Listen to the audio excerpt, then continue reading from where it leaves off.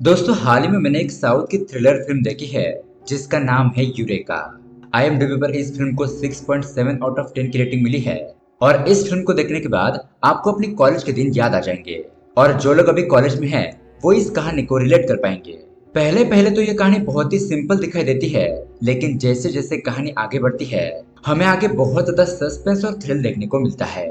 दोस्तों ये एक बहुत ही कमाल की कहानी है जिसमें सभी स्टूडेंट मिलकर अपने कॉलेज में एक फेस्ट को ऑर्गेनाइज करते हैं। लेकिन दोस्तों इस कॉलेज में दो टीम्स होती है और वो हमेशा आपस में लड़ते रहते हैं। एक टीम होती है जो इस फेस्ट को ऑर्गेनाइज करने वाली थी और दूसरी टीम इस फेस्ट की वाट लगाने में लगी थी। लेकिन इस दौरान अचानक इस फेस्ट को ऑर्गेनाइज करने वाले और कॉलेज के हीरो रेवंत का मर्डर हो जाता है। तो दोस्तों ये मर्डर किसने और क्यों किया, इसके पीछे कौन कौन सा राज छुपा है और क्या कॉलेज के स्टूडेंट इस मर्डर मिस्ट्री को सुलझा पाएंगे, यही देखेंगे हम आज की खतरनाक कहानी में। इस कहानी के एंड में आपको एक जबरदस्त ट्विस्ट भी देखने को मिलेगा, इसलिए वीडियो को एंड तक जरूर देखना। तो दोस्तों मेरा नाम है किरण और आप देख रहे हैं हॉरर बॉक्स हिंदी। अगर आपको भी साउथ की मूवीज देखना पसंद है तो हमारे चैनल को सब्सक्राइब जरूर कीजिए, क्योंकि हम आपके लिए ऐसे वीडियोस लाते रहते हैं। तो चलिए बिना किसी देरी के शुरू करते हैं आज की कहानी। कहानी की शुरुआत में हमें कॉलेज में हो रहे एक फेस्ट को दिखाया जाता है जहां पर बहुत ज्यादा मस्ती और धमाल होने वाली है। तभी यहाँ पर हम हमारे कहानी के हीरो को देखते हैं जिसका नाम है रेवंत। वो यहाँ की सारी चीजों की अरेंजमेंट देख रहा होता है और अपने मन में कहता है कि किसी भी तरह इस फेस्ट को सक्सेसफुल बनाना ही होगा, इसमें कोई भी प्रॉब्लम नहीं होनी चाहिए। तभी यहाँ पर हमें दूसरी टीम के मुख्य किरदार को दिखाया जाता है जिसका नाम होता है युवा।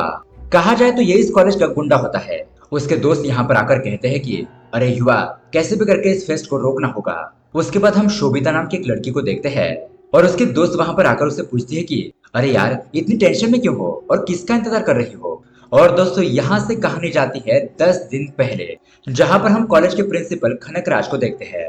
तभी यहाँ पर उनके केबिन में रेवंत और उसके दोस्त आते हैं और प्रिंसिपल से कहने लगते हैं कि सर, बाकी के कॉलेज में स्पोर्ट्स और कल्चरल एक्टिविटी शुरू हो चुकी है, इसलिए हम हमारे कॉलेज में भी फेस्ट को ऑर्गेनाइज करना चाहते हैं। लेकिन ये बात सुनने के बाद प्रिंसिपल उनके ऊपर गुस्सा होता है और कहता है कि अरे तुम लोग ये क्या कह रहे हो, पता है ना पिछले साल कितना बड़ा हंगामा हुआ था, इसलिए चेयरमैन ने मंजूरी नहीं दी है। लेकिन फिर भी यहाँ पर रेवंत और उसके दोस्त प्रिंसिपल से बहुत ज्यादा रिक्वेस्ट करने लगते हैं कि सर आप कैसे भी करके चेयरमैन सर से बात कर लीजिए, हम सभी लोग मिलकर इस फेस्ट की जिम्मेदारी उठाएंगे, फेस्ट के दौरान कोई भी प्रॉब्लम आने नहीं देंगे। इसलिए प्रिंसिपल भी उनकी बात मानकर चेयरमैन को कॉल करता है और उसको स्टूडेंट जो बोल रहे हैं उसके बारे में बताता है। लेकिन चेयरमैन यहाँ पर प्रिंसिपल को डांटते हुए कहता है कि प्रिंसिपल तुम ये क्या बोल रहे हो, पिछली बार जो हंगामा हुआ था क्या वो तुम्हें याद नहीं है। तो प्रिंसिपल चेयरमैन से कहता है कि सर, हमारे कॉलेज के कुछ होनहार स्टूडेंट इस फेस्ट की सारी जिम्मेदारी लेने के लिए तैयार है। तो प्रिंसिपल की बात मानकर चेयरमैन भी उन लोगों को परमिशन दे देता है और ये खबर सुनने के बाद रेवंत और उसके दोस्त बहुत ज्यादा खुश रहते हैं। प्रिंसिपल उन लोगों की एक्साइटमेंट देखकर इस फेस्ट का नाम रखता है यूरेका। तो दोस्तों फिर क्या था, आगे आने वाले 10 दिनों में फेस्ट की तैयारी शुरू हो जाती है। सभी स्टूडेंट फेस्ट में क्या क्या करने वाले हैं उसके बारे में सोचने लगते हैं।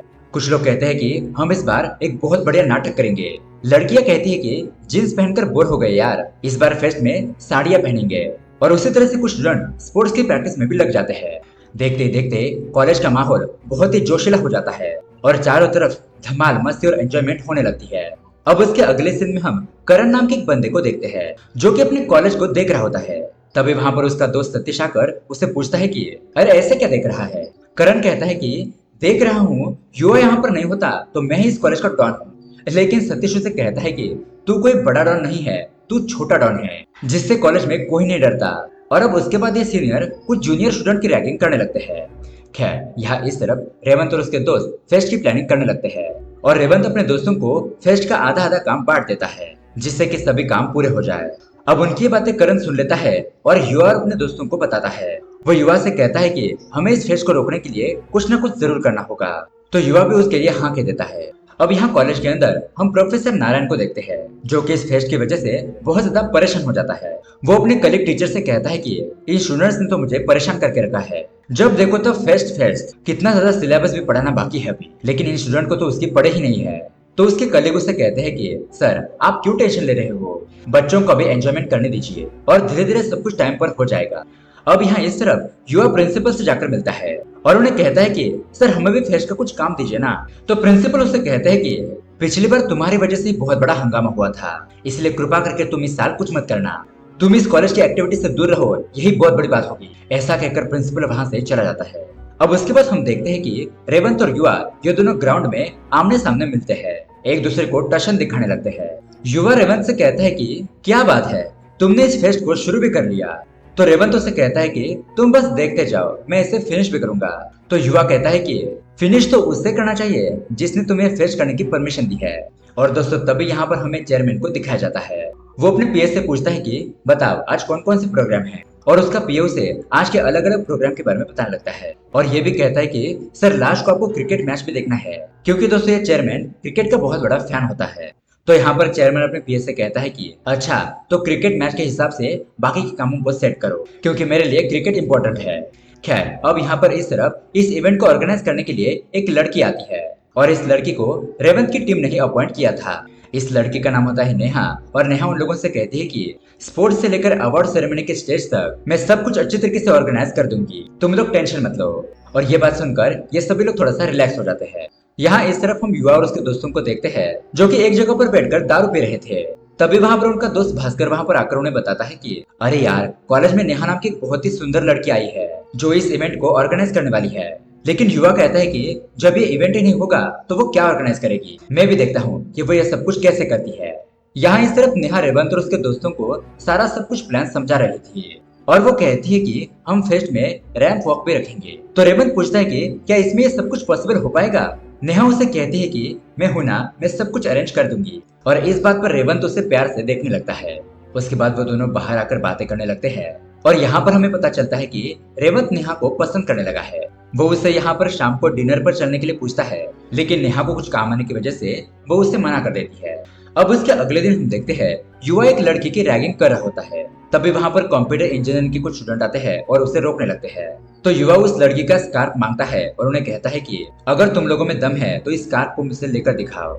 तो उसके बाद क्या था, ये सभी लड़के रेवंत को लेकर युवा के पास पहुंच जाते हैं, उसे उस लड़की का स्कार्फ देने के लिए कहते हैं, लेकिन युवा मना करता है। और तभी यहाँ पर उन दोनों में लड़ाई होना शुरू हो जाती है। लेकिन दोस्तों इतने में वहां पर जानवी आती है और उन दोनों को रोक लेती है। दरअसल दोस्तों ये जानवी रेवंत और युवा की बहुत अच्छी दोस्त होती है, इसलिए युवा उस स्कार्फ देकर वहां से चला जाता है। युवा जानबूझकर इस फेस्ट को बिगाड़ने की कोशिश कर रहा था ताकि यहाँ पर लड़ाई झगड़ा हो जाए और ये फेस्ट बंद हो जाए।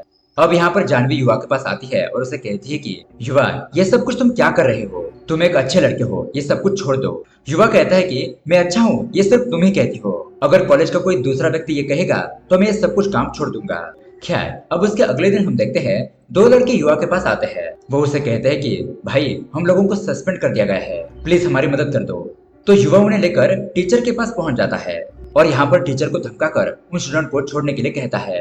अब वो टीचर भी यहाँ पर हंगामा ना हो इसलिए उन लड़कों को छोड़ देता है।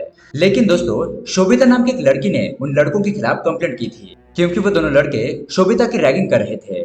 शोभिता टीचर से पूछती है कि ये क्या सर, आपने उन लोगों को जाने क्यों दिया। सर कहते हैं कि देखा ना तुमने, उस युवा से पूरा कॉलेज डरता है। तो अब ये बात सुनकर शोभिता को युवा के ऊपर बहुत ज्यादा गुस्सा आ जाता है। तभी यहाँ पर हम बाहर देखते हैं कि एक लड़का एक फ्रेशर लड़की को परेशान कर रहा था, इसलिए रेवंत वहाँ पर पहुंचकर उस लड़के को थप्पड़ मारता है और उस लड़की की माफी मांगने के लिए कहता है। लेकिन तभी वहाँ पर युवा आकर उस लड़के को बचा लेता है और वो यहाँ पर रेवंत को उकसाने की कोशिश करता है, लेकिन रेवंत के दोस्तों से समझाते हैं और इस लड़ाई को इग्नोर करने के लिए कहते हैं, इसलिए रेवंत वहाँ से चला जाता है। लेकिन रेवंत के जाने के बाद युवा उस लड़के को एक थप्पड़ मारता है और उस लड़के से कहता है कि आइंदा लड़की को छेड़ना मत, वरना तुम्हारी खैर नहीं। और ऊपर से ये सब कुछ शोभिता देख रही थी। अब उसके अगले सीन में हमें करीम भाई नाम के एक बंदे को दिखाया जाता है जो कि अपने आप को एक बहुत ही बड़ा गुंडा मवाली मानता है। उसने यहाँ पर युवा को मिलने के लिए बुलाया था और युवा और उसके दोस्त उसे मिलने के लिए आ जाते हैं। अब करीम उसे कोकेन का एक पैकेट दिखाते हुए कहता है कि आजकल शहर के स्टूडेंट को कोकेन की लत लग गई है, अगर हम ये बिजनेस तुम्हारे कॉलेज में शुरू करें तो हम लोग बहुत सारे पैसे कमा सकते हैं, इसलिए मुझे इस काम में तुम्हारी मदद चाहिए, बोलो क्या मेरा काम करोगे। अब ये बात सुनने के बाद युवा खुश होकर हाथ मिलाने के लिए जाता है, लेकिन तभी अचानक वो उस करीम को एक जोरदार थप्पड़ लगाता है और उसे कहता है कि मैं अपने फायदे के लिए कॉलेज के स्टूडेंट की लाइफ बर्बाद नहीं कर सकता और मेरे कॉलेज में धंधा करने की सोचना भी मत। ऐसा कहकर युवा वहाँ से चला जाता है और करीम भाई उससे बहुत ज्यादा घबरा जाता है। मतलब कि दोस्तों देखा जाए तो ये युवा बहुत ही अच्छा लड़का है। अब उसके अगले दिन कॉलेज में शोभिता स्टूडेंट से कहती है कि मैं यहाँ पर किसी भी स्टूडेंट का नाम लूंगी और आपको यहाँ पर आकर किसी भी सब्जेक्ट पर बिना रुके 10 मिनट तक बात करनी होगी, यही आज की एक्टिविटी है। और दोस्तों तभी हम देखते हैं कि जानवी जबरदस्ती उस क्लास में युवा को लेकर आती है और उसे बेंच पर बिठाकर इस एक्टिविटी में पार्टिसिपेट करने के लिए कहती है। अब उस क्लास में एक लड़का उठकर अपने सब्जेक्ट के बारे में इंफॉर्मेशन देता है, लेकिन उसके बाद शोभिता जानबूझकर युवा का नाम अनाउंस करती है। तो युवा कहने लगता है कि मैं कोई इन्फॉर्मेशन नहीं दूंगा। तो योगी तो उसे कहती है कि ठीक है, अगर तुम कुछ बोलना नहीं चाहते तो इस क्लास से जा सकते हो। तो ये बात सुनकर युवा को बहुत ज्यादा गुस्सा आता है और इसलिए वो स्टेज पर जाकर आधुनिक टेक्नोलॉजी के बारे में इंफॉर्मेशन देने लगता है और उसकी इंफॉर्मेशन सुनकर सभी स्टूडेंट तालियां बजाने लगते हैं और शोभिता तो यहाँ पर शॉकी रह जाती है। उसके बाद शोभिता जानवी से जाकर मिलती है और उससे युवा के बारे में पूछने लगती है कि युवा पढ़ाई में इतना अच्छा है, वो लोगों की मदद भी करता है, लेकिन फिर पूरा कॉलेज उसे गुंडे की तरह क्यों देखता है, वो इस तरह से अजीब बर्ताव क्यों करता है। तो जानवी उसे बताती है कि युवा पहले ऐसा नहीं था, वो फर्स्ट ईयर का टॉपर स्टूडेंट है, लेकिन जब वो सेकेंड ईयर की एग्जाम दे रहा था तो कुछ लोग कॉलेज में चेकिंग करने के लिए आए थे और युवा विंडो की तरफ बैठा था। तो सभी स्टूडेंट ने अपनी सारी चिट्स उसी की तरफ फेंक दी, जिसकी वजह से टीचर को यह लगा कि युवा ही चीटिंग कर रहा है, इसलिए उन्होंने युवा को एग्जाम में बैठने नहीं दिया, उसे बहुत बुरी तरीके से जलील किया। लेकिन यहाँ पर युवा की कोई भी गलती नहीं थी। अब वो एक बहुत ही सिंसियर स्टूडेंट था और कॉलेज का टॉपर भी, लेकिन फिर भी उसके साथ ऐसा हुआ जिसकी वजह से वो पूरी तरीके से डिस्टर्ब हो गया। अब बाकी लोगों को ये बात आम लग सकती है, लेकिन युवा के लिए बहुत बड़ी बात थी और उस घटना के बाद से ही युवा ऐसा बन गया। अब ये सारी बातें सुनने के बाद हम देखते हैं कि शोभिता युवा से प्यार करने लगती है।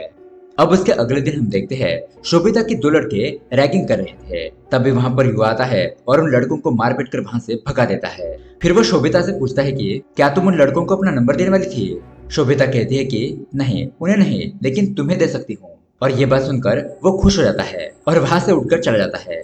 अब रात को हम देखते हैं युवा और उसके दोस्त दारू पी रहे होते हैं, तभी यहाँ पर शोभिता युवा का नंबर कैसे भी करके ढूंढ लेती है और उसे कॉल करके उसके साथ बातें करने लगती है और वो युवा को भी पसंद आ रही थी, इसलिए धीरे धीरे उनकी बातें और मुलाकातें बढ़ने लगती है और फिर उन दोनों में प्यार हो जाता है। अब उसके अगले दिन क्रिकेट की मैच होती है और ये final match mechanical department versus computer department के बीच होती है और इस मैच में कंप्यूटर वाले मतलब कि रेवंत की टीम जीत जाती है और मैकेनिकल वाले मतलब कि युवा की टीम हार जाती है।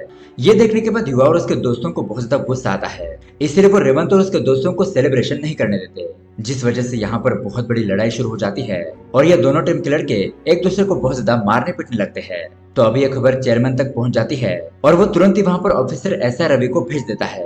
अब जैसे ही ऑफिसर रवि कॉलेज में पहुंचता है तो ये सभी लड़के उसे देखकर लड़ाई रोक देते हैं। ऑफिसर रवि उन लोगों को बहुत ज्यादा डांटता है और लड़ाई झगड़ा करने से साफ साफ मना कर देता है। वो उन्हें यह भी कहता है कि तुम्हारा ये कॉलेज का इवेंट होने तक मैं और मेरी टीम यहीं पर ड्यूटी करेंगे और किसी ने भी यहाँ पर लड़ाई करने की कोशिश की तो वह सीधा जेल में जाएगा। अब उसी रात को कॉलेज के फेस्ट में रेवंत और युवा आमने सामने आकर एक दूसरे को गुस्से से देखने लगते हैं, लेकिन उनके बीच में ऑफिसर रवि होने की वजह से वो लड़ाई नहीं करते। अब उसके कुछ देर बाद में शोभिता युवा से मिलने के लिए आती है और यहाँ पर हमें एक फ्लैशबैक दिखाया जाता है जहाँ पर युवा शोभिता को बताता है कि उसके कॉलेज में गुंडा बनने की असली वजह क्या थी। दरअसल दोस्तों जिस दिन कॉलेज के स्टूडेंट ने सारी चिट्स को युवा की तरफ फेंका था और उसमें बेवजह युवा पकड़ा गया था, उस दिन से ही कॉलेज का हर एक व्यक्ति युवा को ताने मारने लगा कि ये तो बस पढ़ाई का नाटक करता है और एग्जाम में कॉपी करके टॉपर बनता है।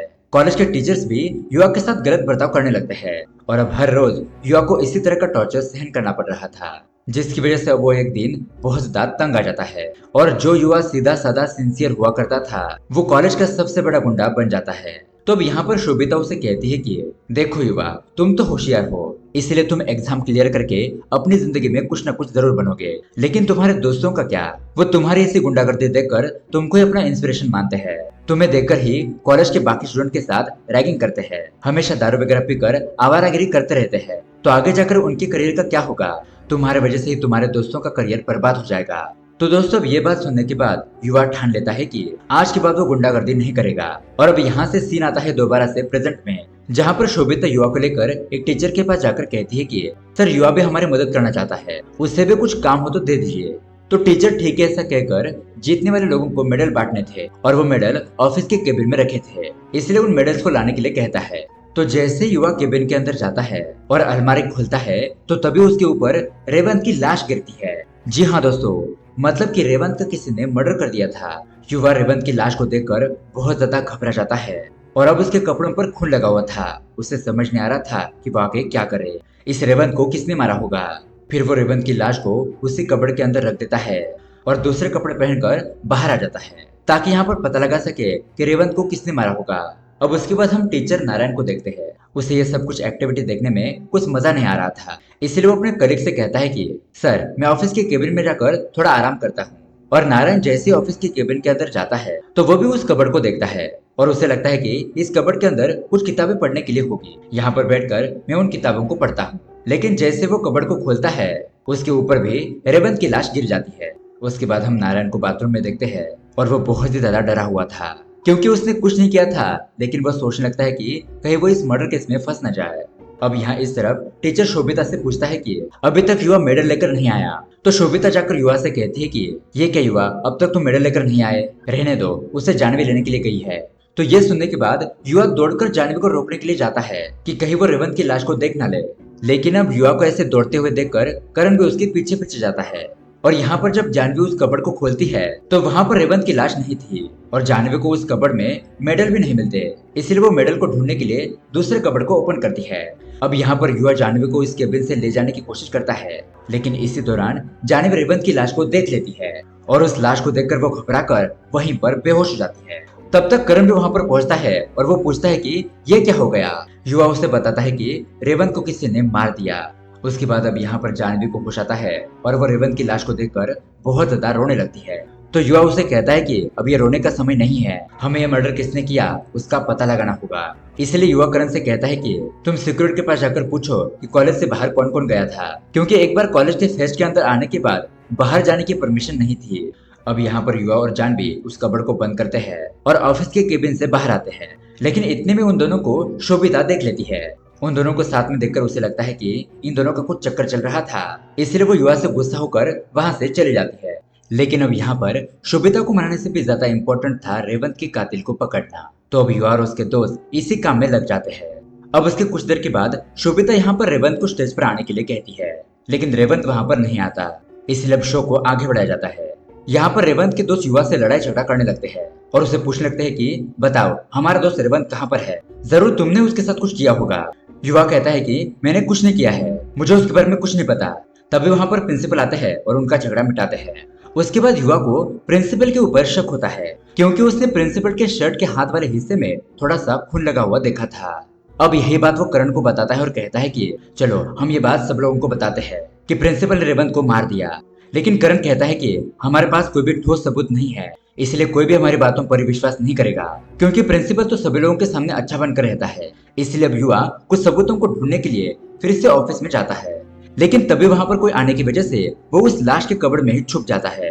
अब उसके थोड़ी देर बाद वो करण के पास आता है और उसे कहता है कि नहीं यार, प्रिंसिपल ने मर्डर नहीं किया है, क्योंकि जब मैं उस कबर्ड के अंदर छुपा था तब प्रिंसिपल ने रेवंत को कॉल किया था और पूछा कि तुम कहाँ पर हो। इसका मतलब यही है कि प्रिंसिपल ने रेवंत को नहीं मारा। अब उसके अगले सीन में हम देखते हैं कि सीनियर ऑफिसर इंस्पेक्टर रवि को डांट रहा होता है, क्योंकि उसने अपने यूनिफॉर्म पर लगा हुआ एक स्टार कहीं खो दिया था और वही स्टार युवा को उस केबिन के अंदर मिला था।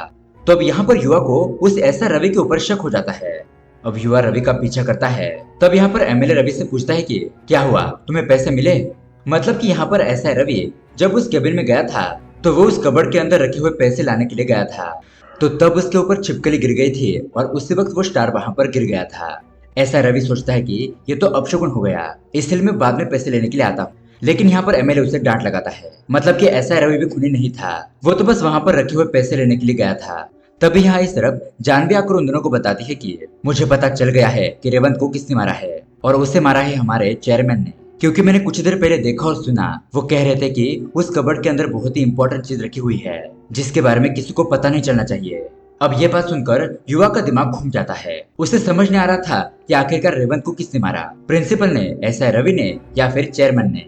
तभी यहाँ पर युवा को अपने फोन के बारे में याद आता है। दरअसल दोस्तों, जब युवा पहली बार उस केबिन में गया था और जब उसने वहां पर रेवंत की लाश को देखा तब उसने वहां पर अपने मोबाइल को रिकॉर्डिंग करने के लिए छुपा कर रखा था। तो ये लोग केबिन के अंदर जाते हैं और उस फोन में देखते हैं कि उस मोबाइल के अंदर क्या क्या रिकॉर्ड हुआ है।